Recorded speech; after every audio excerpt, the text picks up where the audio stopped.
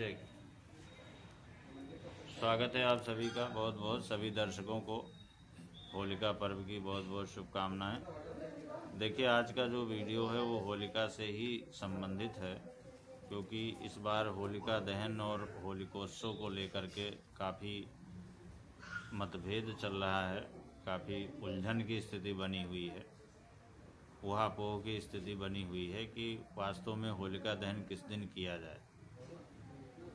तो सबसे पहले तो मैं ये बताऊं कि जो काशी के जितने भी पंचांग हैं उनके अनुसार होलिका दहन 3 मार्च को और होलिकोत्सव जो है रंगोत्सव 4 मार्च को। लेकिन जो स्थानीय पंचांग हैं, जो लाहौर का पंचांग है, मार्तंड दिवाकर पंचांग है, उसके अनुसार होलिका दहन 2 मार्च को और होलिकोत्सव 3 मार्च को। तो पहली बात तो पंचांग भेद के अनुसार ही 2 दिन होलिका का पर्व हो रहा है। तो किसी भी पंचांग को गलत नहीं ठहराया जा सकता, क्योंकि कोई पंचांग जो है नवीन सिद्धांत पे बना हुआ है और कोई पंचांग जो है प्राचीन सिद्धांत पे बना हुआ है। तो पहली चीज़ तो यही है कि पंचांग भेद के कारण भी होलिका का जो पर्व है वो 2 दिन हो रहा है। दूसरी चीज़ ये है कि इस बार एक ऐसा संयोग है कि इस बार कई वर्षों बाद होलिका पर्व पे ग्रहण का साया भी हो रहा है, चंद्र ग्रहण भी घटित हो रहा है।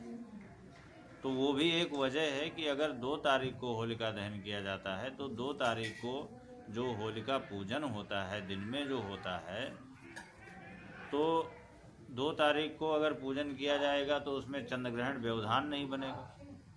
और अगर 3 तारीख को होलिका दहन किया जाता है, होलिका पूजन किया जाता है, तो उसमें चंद्र ग्रहण व्यवधान बन जाएगा।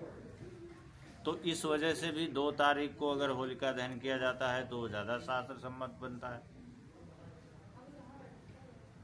नियमानुसार होलिका दहन के लिए 3 शर्तें होती हैं।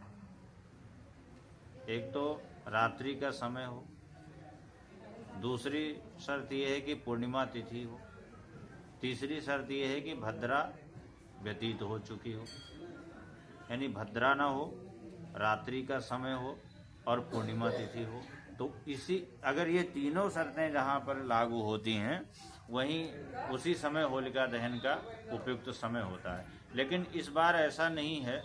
इस बार जो पंचांग दिवाकर का जो तर्क है, जो पंचांग लाहौर का जो पंचांग है, पंजाब का जो पंचांग है, उसका जो तर्क है उसमें यह है कि 2 मार्च को पूर्णिमा तिथि 2 मार्च को पूर्णिमा तिथि शाम को 5:56 पर प्रारंभ होगी और 3 मार्च को 5:08 पर ही समाप्त हो जाएगी।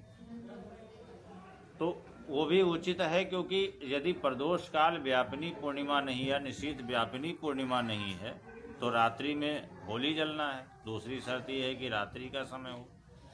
तो उसके अनुसार भी यदि देखा जाए तो 2 मार्च को ही होलिका दहन करना ज़्यादा प्रशस्त होता माना गया, क्योंकि 3 मार्च को पूर्णिमा जो है वो प्रदोष व्यापिनी और निशीथ व्यापिनी दोनों नहीं है।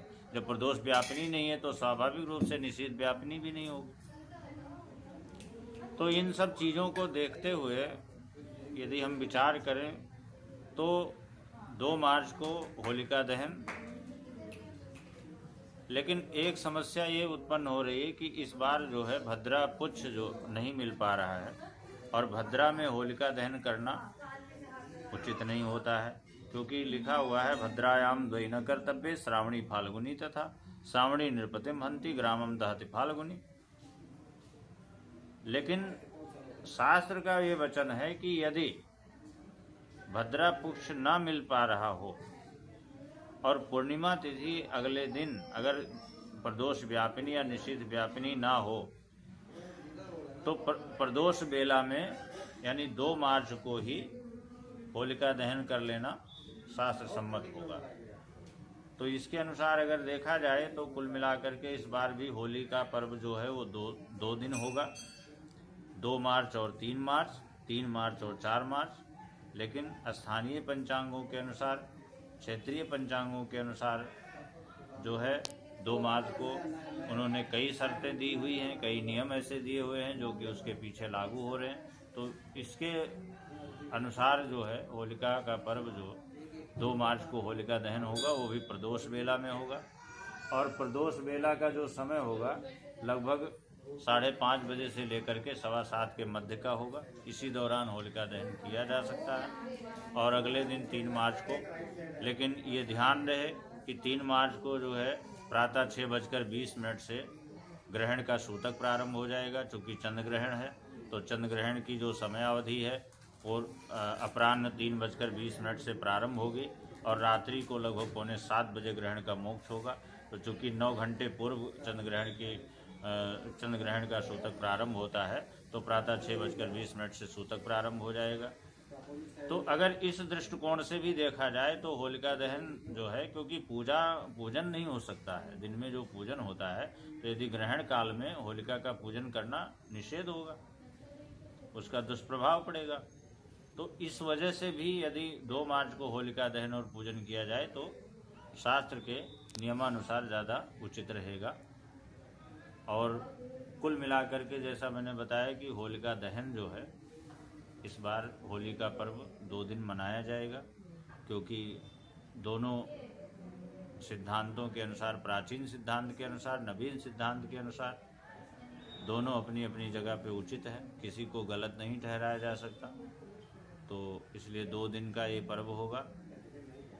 ग्रहण को देखते हुए, ग्रहणावधि को देखते हुए, ग्रहण के समय काल को देखते हुए 2 तारीख को, जैसा कि बताया कि प्रदोष बेला में 5:30 बजे से 7:15 के मध्य दहन, और 3 तारीख को।